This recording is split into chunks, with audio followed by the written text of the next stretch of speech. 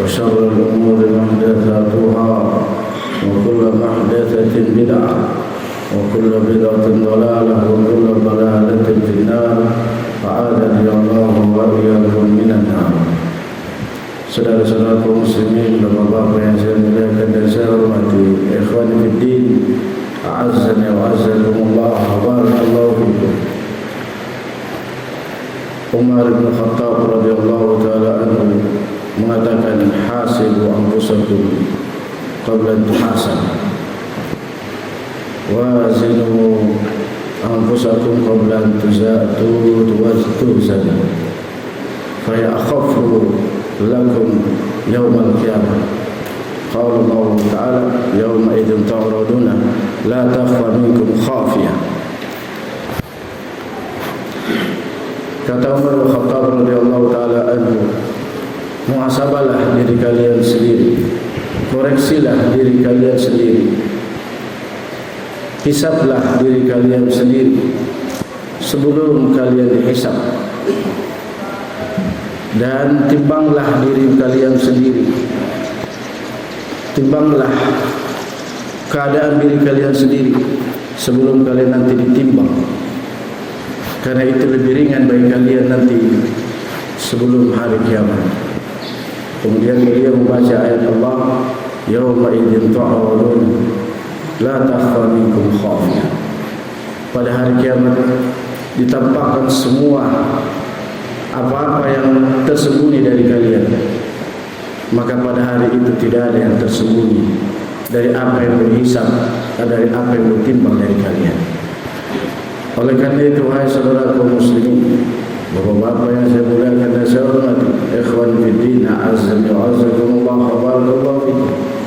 Dengan perkataan Umar bin Khattab radhiyallahu taala anhu ini, mari kita semua mengoreksi dan terus mengoreksi, memuhasabah dan terus memuhasabah diri kita sendiri.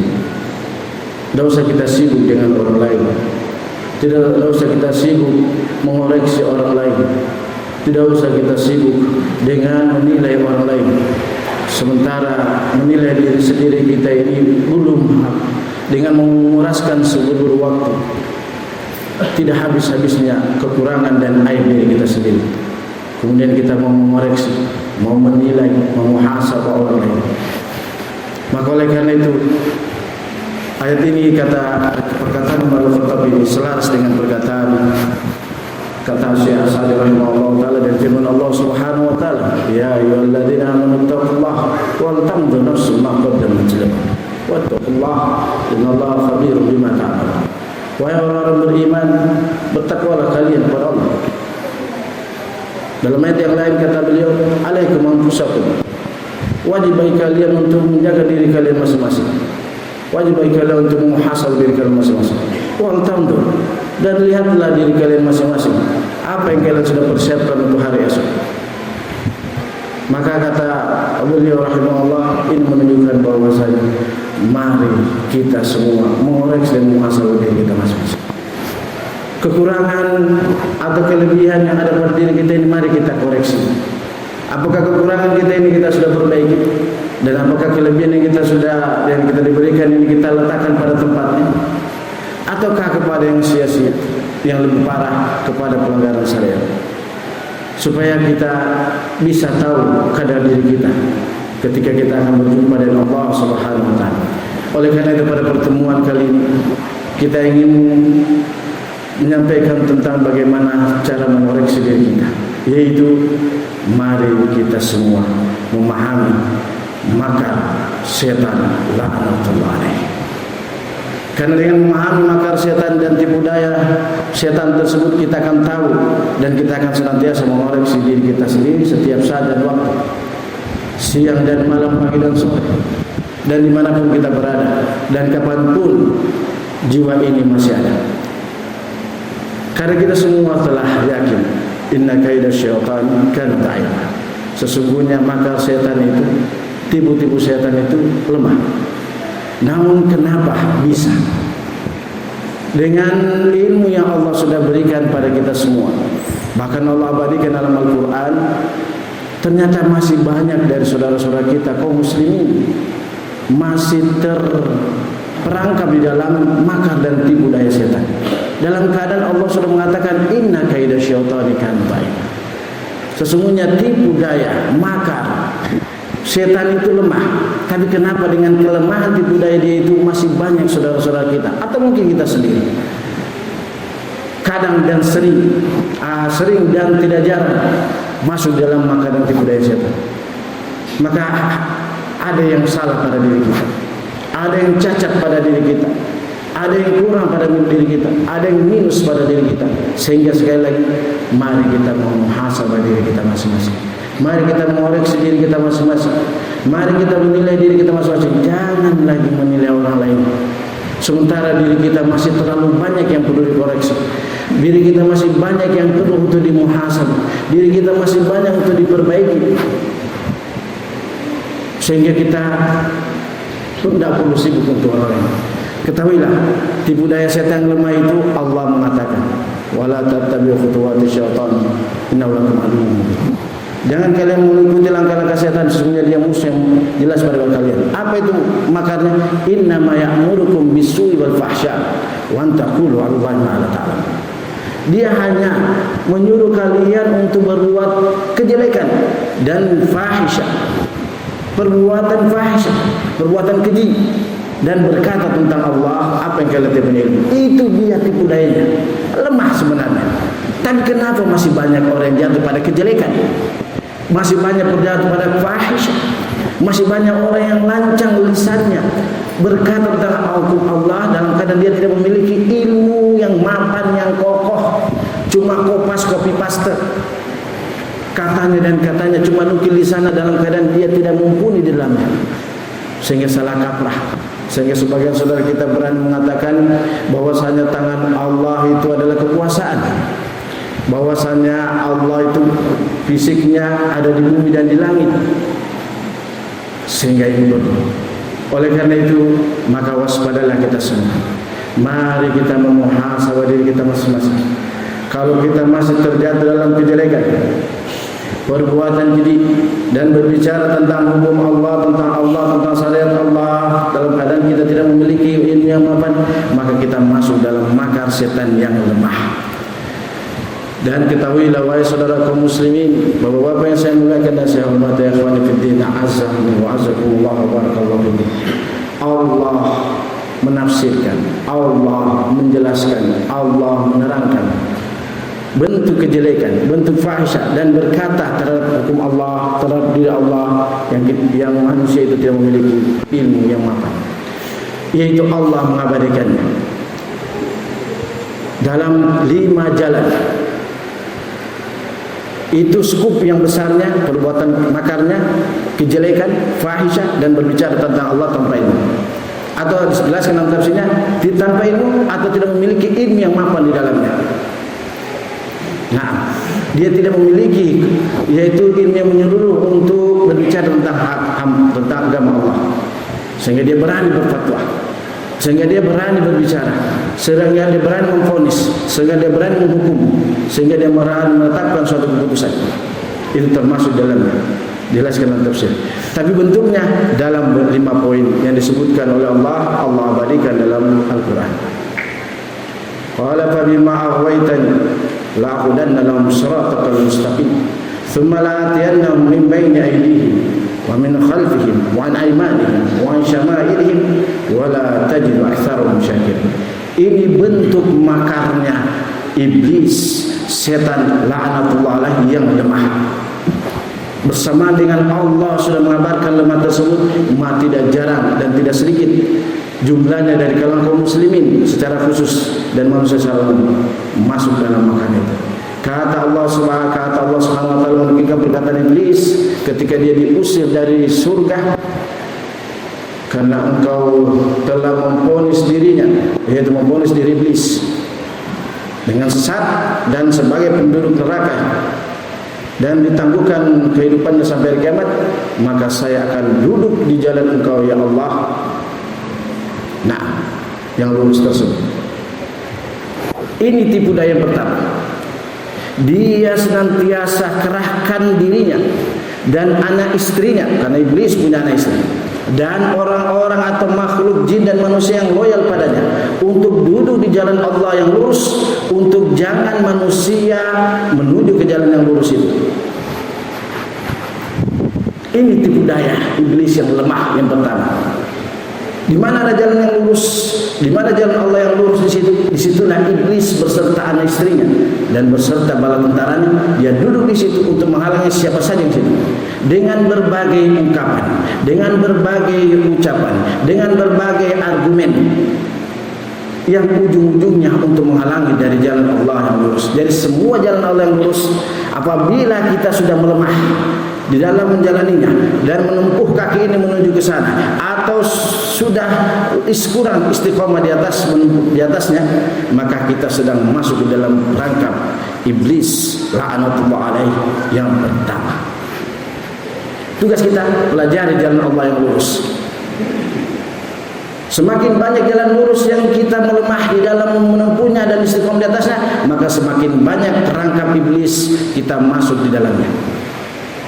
Nah, itu ibarat kayak pukat perangkap ikan. Semakin kecil pukatnya itu, maka semakin sedikit jumlah ikan yang masuk. Semakin besar semakin banyak ikan.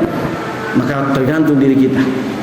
Mari kita, Allah sudah mengabarkan, pilihan ada pada kita. Itu tipu daya iblis yang pertama yang lemah. Yang kedua, dia akan datangi manusia dari arah depan.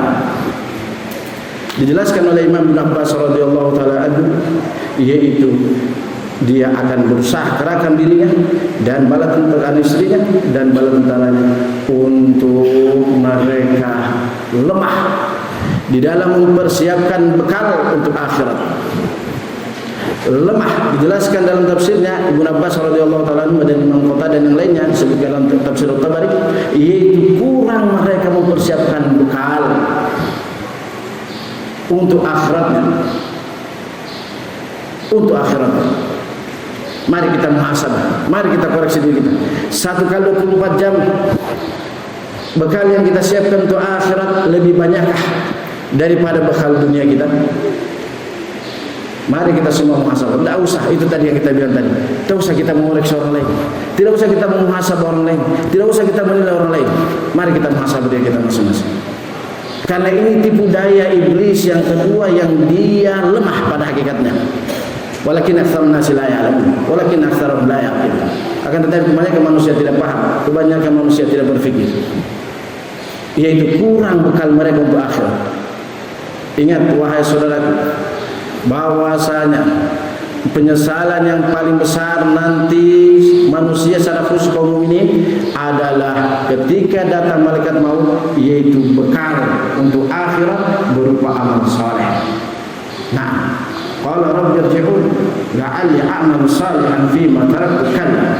Ketika datang hari kematian, maka manusia itu mengatakan secara khusus kaum mukminin, ya Allah, ya Allah, kembalikan aku ke dunia supaya aku bisa melakukan amal soleh yang aku tinggalkan, yang aku lalaikan. Maka oleh karena itu waspadalah. Bekal yang Allah, yang iblis maksudkan untuk datang hari kiamat itu, yaitu kurang amal solehnya. Maka tugas kita apa saja amal soleh yang kita sudah tahu itu amal soleh. Baik itu, ingat, amal soleh sering kita ulang-ulangi, yaitu sebagaimana menjelaskan oleh para ulama berdasarkan hadis yang sudah kita sebutkan di banyak tempat. Amal soleh itu menjalankan ketaatan dan meninggalkan kemaksiatan, menjalankan perkara yang wajib dan bersemangat yang mustahab, dan menjauhi perkara yang haram dan bersemangat menjauhi juga perkara yang makruh. Sudah sering kita bahwasanya tidak ada hadis yang tak sahih, bahkan dhaif, bahwasanya Rasulullah SAW masuk ke dalam masjid dengan kaki kiri, keluar dengan kaki kanan, walaupun itu perkara makruh, dan seterusnya. Begitu pula masuk WC. Nah, mari kita muhasabah diri kita. Ini kemudian maka dia yang lemah yang ketiga, yaitu dia akan datangi Bani Adam, karena dia diusir dari surga sebab Adam menurut pendapat dia sebab dikeluarkan dari surga yang dia berpuluh-puluh tahun, beribu-ribu tahun sujud dan bersama malaikat, kemudian diciptakan Adam. Gara-gara Adam menurut pendapat dia diusir dia, maka dia bertekad untuk menjerumuskan ini. Walaupun Allah mengatakan lemah, maka dari belakang itu jelaskan oleh para Ibnu Abbas, yaitu lebih banyak ambisinya, semangatnya, waktunya, tenaganya, pikirannya untuk dunia. Mari sekali lagi kita muhasabah. Tidak perlu untuk kita koreksi orang lain, tidak perlu untuk kita menilai orang lain, tidak perlu kita untuk mengatakan fulan, tidak perlu.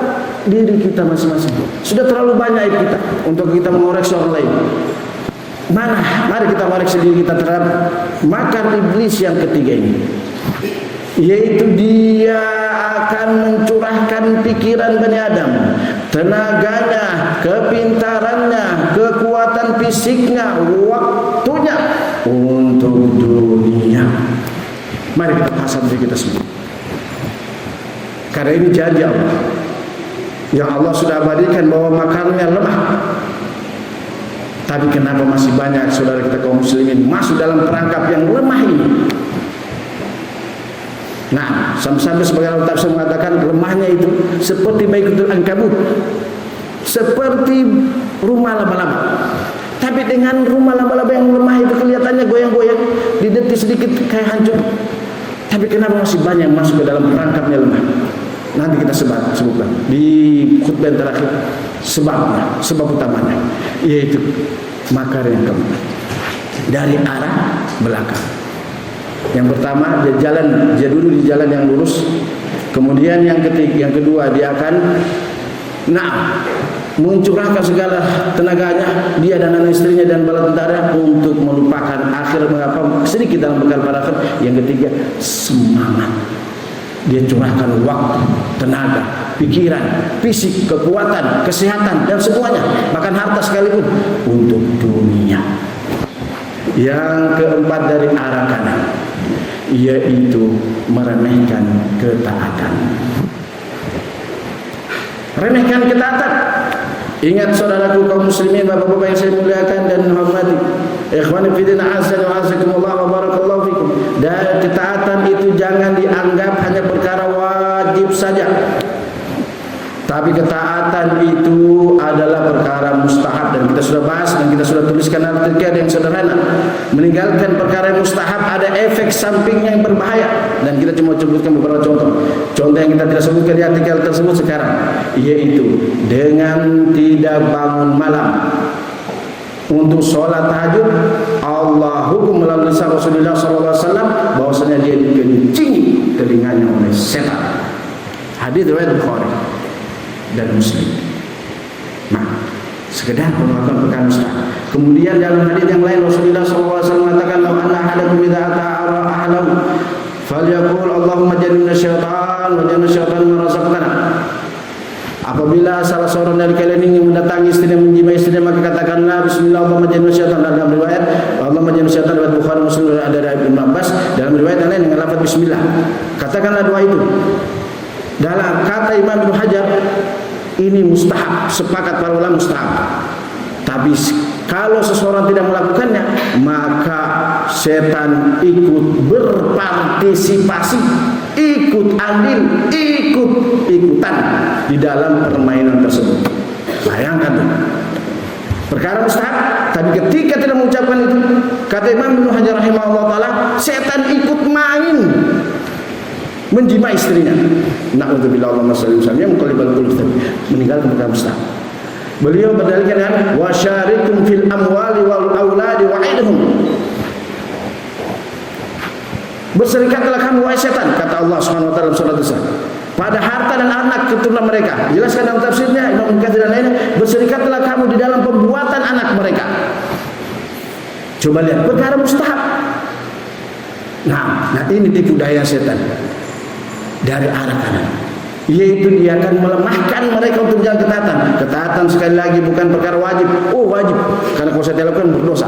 Ingat wahai saudaraku, sudah kita sebutkan cuma dua, walaupun banyak karena tapi waktu ini. Dengan meninggalkan perkara mustahab bisa memberikan efek samping. Nah, kita sudah sebutkan dalilnya bahwa ada seorang sahabat, dia makan dengan tangan kiri, disuruh makan tangan, dia tidak mau. Langsung dibilang ma manaka illa kibr, tidak ada menghalangi kamu kecuali kesombongan, langsung lumpuh. Jumhur ulama mengatakan makan yang tangan itu mustahab. Mazhab Hanafiyah, mazhab Malikiyah, mazhab Syafi'iyah, mazhab Hambali mengatakan mustahab makan dengan tangan kanan. Tapi lihat ketika dia meremehkan, padahal dia mampu tapi dia tidak remehkan, lumpuh tangannya. Taib. Tak oleh karena itu jangan remehkan amalan ketaatan yang kita sudah tahu itu ketaatan dengan alasan mustahab saja, apalagi kalau wajib. Karena kita masuk dalam perangkap setan yang lemah, namun membahayakan dan mengerikan sekaligus membinasakan dari arah kiri. Yaitu dia akan memberikan tipu daya dengan bentuk bermudah-mudahan melanggar syariat. Yang makruh, apalagi yang haram. Kita sudah sebutkan contohnya banyak. Yang makruh, begitu pula apalagi yang haram. Maka oleh karena itu jangan meninggalkan apa yang Allah larang dengan sekedar mengatakan makruh ji, tidak apa-apa ji. Nah, jangan remehkan wahai saudara, jangan remehkan. Nah, disebutkan oleh ahli ilmi yaitu membuka pakaian dalam keadaan tidak mengucapkan bismillah, ini adalah makruh. Dan siapa yang tidak memperkara makruh, membuka pakaian, kita telanjang misalnya mau mandi, kemudian kita ucap bismillah, ini perkara makruh. Namun jika kita tidak mengucapkannya, kata Rasulullah SAW, akan nampak aurat kita di mata iblis dan bala tentaranya. Al-sitru baina aurati bani Adam wa baina iblis aw syaitan bismillah. Kata Rasulullah SAW, penghalang antara aurat Bani Adam dengan iblis adalah dengan ucapan bismillah. Perkara makruh. Namun ketika buka, mungkin karena sudah kebelet atau gimana lah, langsung buka trap. Ternyata bayangkan, dia lihat aurat kita. Padahal Allah menyuruh kepada kita, Rasulullah SAW mengatakan, ihfad aurataka illa min zaujika aw ma malakat yamin. Jaga auratmu kecuali kepada istrimu dan budakmu. Sekarang tidak ada budak, berarti cuma istri yang kita perlu menjaga aurat. Ini kita pamer sama setan. Na'udzubillah. Kenapa? Karena meremehkan ucapan bismillah. Makruh, tapi efeknya sungguh luar biasa. Jadi jangan hanya makruh. Mari kita muhasabah diri kita masing-masing.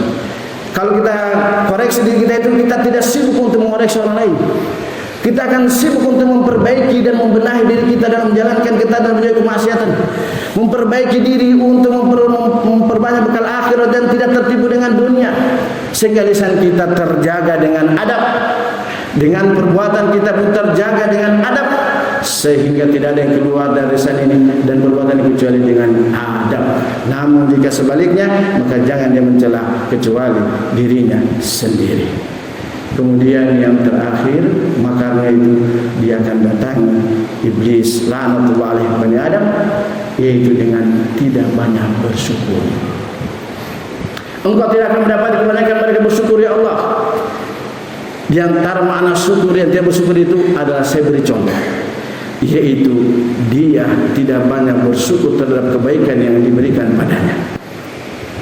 Nah, sebagaimana Allah Rasulullah SAW mengabadikan bahwasanya kebanyakan penduduk neraka adalah kalangan wanita. Para wanita kayak bukan tidak percaya, bukan tidak terima, cuma kaget.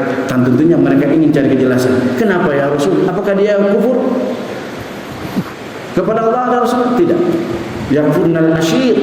Dia kufur di dalam bermuamalah. Apabila dia melihat saudara suaminya satu kesalahan, dia lupa kebaikan yang sungguh banyak sekali. Sampai dia mengatakan, aku tidak pernah lihat kebaikanmu. Makanya kalau ada para manusia, khususnya para lelaki yang tidak bersyukur dengan kebaikan yang sudah banyak dia diberikan oleh orang lain, kemudian dengan satu keaib menurut dia, menurut pandangan dia, kesalahan menurut dia, kemudian dia lupakan kebaikan yang banyak tersebut, maka dia tasyabbuh dengan wanita, yang menyebabkan para wanita banyak masuk neraka. Apabila seorang tidak bersyukur tentang muamalah, apalagi kepada makhluk saja tidak bersyukur, apalagi kepada Allah wahai saudara kaum muslimin, terlalu banyak kebaikan Allah pada kita, rezeki nafas, mata, lisan, tenaga, kaki, tangan, dan semuanya. Kemudian rasa bersyukur kita pada Allah tidak sebanding dengan itu. Kalau tidak sebanding, maka mari kita muhasabah. Kita masuk dalam perangkap iblis la'natullah yang seperti rumah laba-laba yang lemah, namun kelemahan itu tidak menjadikan kita memuhasabah diri kita, tidak membuat kita sadar, tidak membuat kita terus mengoreksi diri kita, namun kita terus lalai dan lalai. Nah, kata Rasulullah sallallahu alaihi wasallam, "Man wajada khairan falyahmadillah, wa man wajada ghayra dzalik falyalmanna li nafsihi." Siapa yang mendapatkan kebaikan, maka dia puji Allah. Itu anugerah dari Allah, bukan karena kekuatan dan kepintaran dan keterampilan keteladanan dia. Dan siapa yang mendapatkan selainnya, maka jangan dia mencela kecuali dirinya sendiri. Walhamdulillah.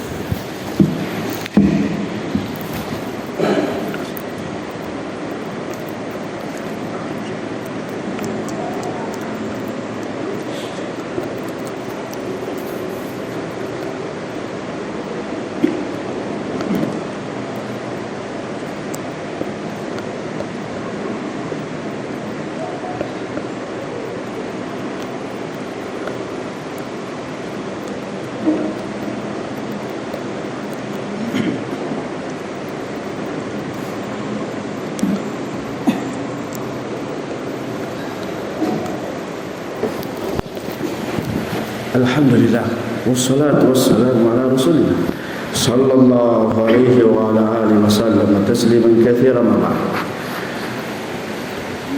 Saudara-saudara kaum muslimin, bapak-bapak yang saya muliakan dan saya hormati, ikhwani fid din, azzani wa azzakumullah wa barakallahu fikum. Di khutbah yang kedua ini kita akan menyampaikan sebab utama dari kebanyakan Bani Adam dan tidak sedikit dari kalangan kaum muslimin masuk dan terperangkap di dalam makar dan tipu-tipu iblis, yang makar dan tipu-tipunya itu sangat lemah karena Allah yang abadikan.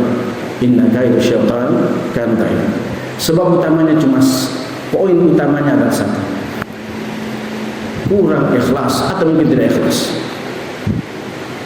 Nah, kata iblis la'natullah alaihi mengabadikan, illa ibadaka minhumul mukhlasin, kecuali hambamu yang ikhlas dari mereka ya Allah. Oleh karena itu mari kita muhasabah diri. Kalau kita masih kurang bekal di dalam akhirat, berarti kurang ikhlas kita terhadap agama, syariat, dan terhadap aturan Allah Subhanahu wa taala di dalam menjalankan dan menjauhi, menjalankan perintahnya dan menjauhi larangannya. Masih kurang ikhlas. Kalau tidak ikhlas pasti kafir, ya kan? Kalau tidak ikhlas pasti kafir. Nah, wa ma umiru illa liya'budullaha mukhlishina lahu-din hunafa. Kalau tidak ikhlas kafir. Berarti kurang ikhlas. Kalau kita kurang bekal kita di dalam mempersiapkan akhirat, berarti kita ikhlas kita masih kurang. Atau sebelumnya makna yang pertama, yaitu kita kurang di dalam menjalani shiratal mustaqim dan istiqamah di atasnya. Kurang ikhlas. Bukan tidak ikhlas. Sekali lagi saya ulangi, bukan tidak ikhlas, karena kaum muslimin kalau tidak ikhlas kafir. Karena di antara syarat la ilaha illallah, mengucapkan dua kalimat syahadat, ikhlas. Semua kita ini mengucapkan dua kalimat syahadat dan tentunya ikhlas. Tapi kenapa di dalam itu, ya, maka kurang ikhlas.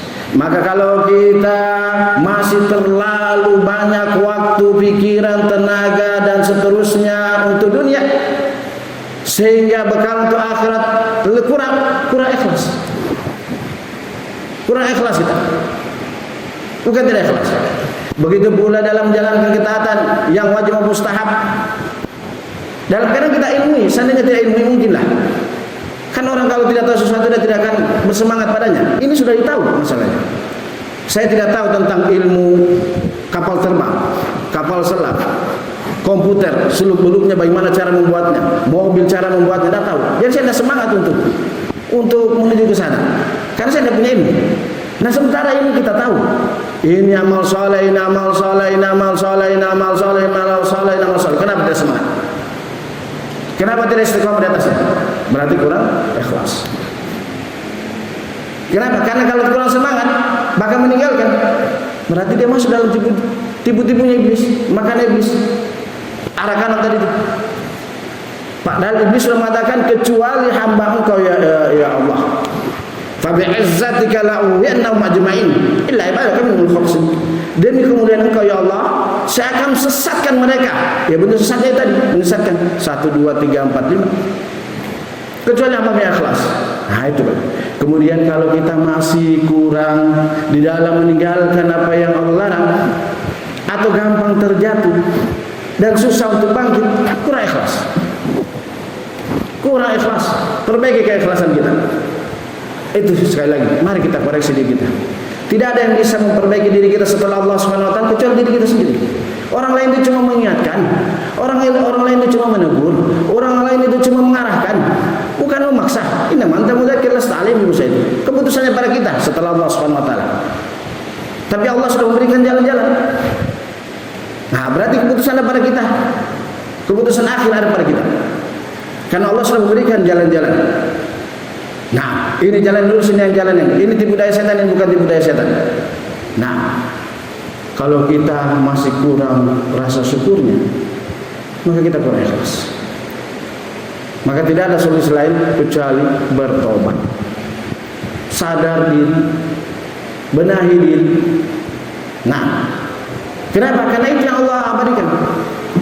Fakala minha fabadat lahuma sawatuhuma wa tafiqa yakhsifan alaihima min waraqil jannah wa asa adam rabbahu faqawa thumma jtabahu fataba alaihi wa hada. Kemudian iblis, Nabi Adam bapak kita, dia bermaksiat setelah tahu itu adalah ketaatan. Jangan setelah tahu itu larangan. Beliau langgar. Wahai Adam, jangan kau dekatin. Kamu dan istri jangan dekatin. Jangan sekali-kali itu dia si tipu-tipu itu, si pembuat makar itu yang lemah makarnya, dia tipu kok. Ibaratnya begitu. Tapi bapak kita terjerumus. Nah, jatuh, bermaksiat sampai Allah mengatakan bawah, tersesat.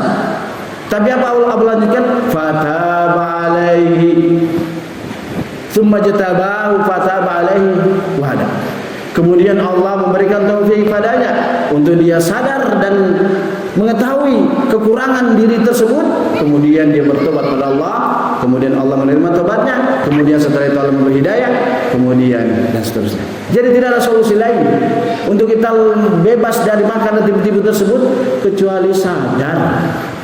Karena kita kurang ikhlas, sadar kita sudah kurang ikhlas, sadar, bertobat, perbaiki diri, benahi diri, perbanyak bekal untuk akhirat, jangan tertipu dengan dunia, laksanakan amal soleh yang wajib maupun mustahab, jauhi perkara yang haram, jangan remehkan perkara yang makruh, banyak-banyak bersyukur kepada Allah, kepada manusia yang berbuat baik kepada kita, dan seterusnya dan seterusnya. Karena kalau tidak, jangan celah, jangan mencela, jangan mencari kambing hitam atau menyalahkan kecuali diri kita sendiri. Wa akhiru da'wan alhamdulillah rabbil alamin.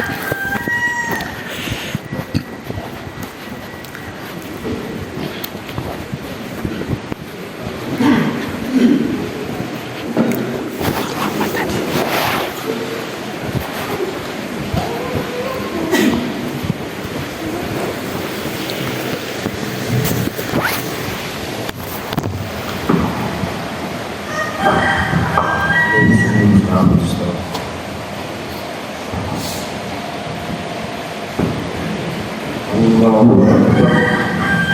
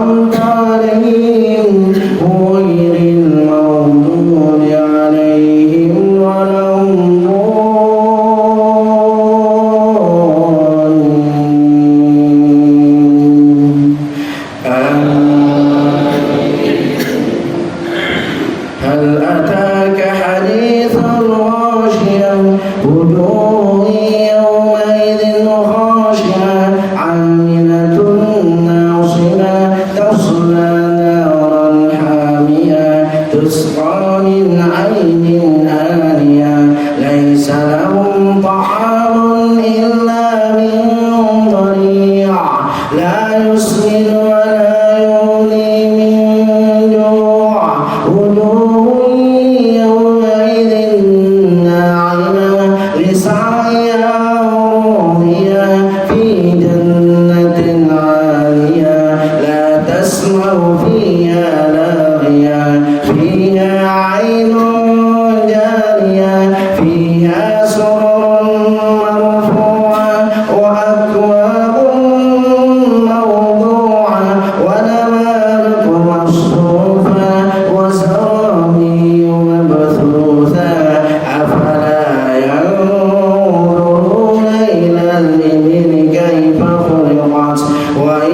السماء كيف رفعت وإلى الجبال كيف نصبت وإلى الأرض كيف سطحت فذكر إنما أنت مذكر فذكر إنما أنت مذكر لست عليهم بمسيطر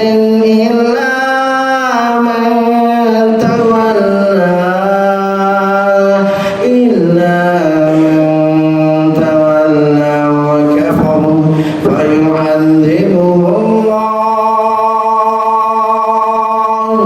فيعذبه